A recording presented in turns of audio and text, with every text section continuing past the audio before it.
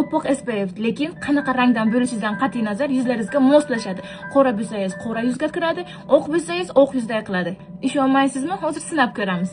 Birinchi yaxshilab hamma joyiga bir xil qilib, ko'rdingizlarmi? Oppoq. Hozir endi boshiga xuddi surtayotgan vaqtim oppoqday ko'rinadi yuzim, lekin to uydan chiqqunlaringizcha xuddi o'zlaringizni yuzlaringizni rangiga mos bo'lib qoladi. Bu SPF ichiga tonalniy krem ham bor, chunki bundan keyin tonalniy krem surtib o'tirish umuman kerak emas. SPF ni faqat ko'chaga, oftobga qarshi suradi deganlar juda ham adashadi. Chunki SPF ni hattoki ko'chaga chiqmasalaringizlar ham uyga svetni yonidagi nurdan saqlanish uchun ham surtish kerak. Hattoki telefondan chiqayotgan o'sha nur ham bizning yuzimizga dog' paydo qilishi mumkin, qoraytirib tashlashi mumkin.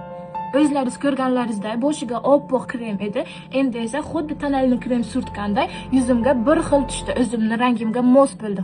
Bu brendning SPF'lari narsalari oddiy magazinlarga, bozorlarga sotilmaydi. Pastga profil qoldiraman, bemalol kirib o'zlaringiz narxini tanlab olishlaringiz mumkin. Like bosinglar, sizlarga ko'proq shunaqa videolar chiqarishimni xohlasalaringizlar agar kommentga plus qoldiringlar. Lekin qanaqa SPF bo'lishidan qat'iy nazar qo'l bilan surtish kerak. Bilmayman nima uchun, faqat qo'l bilan, hech qanaqa ana bunaqa sponslar bilan emas.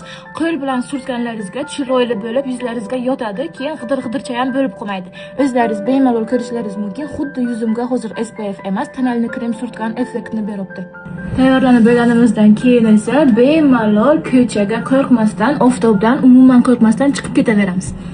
Hammaga omad!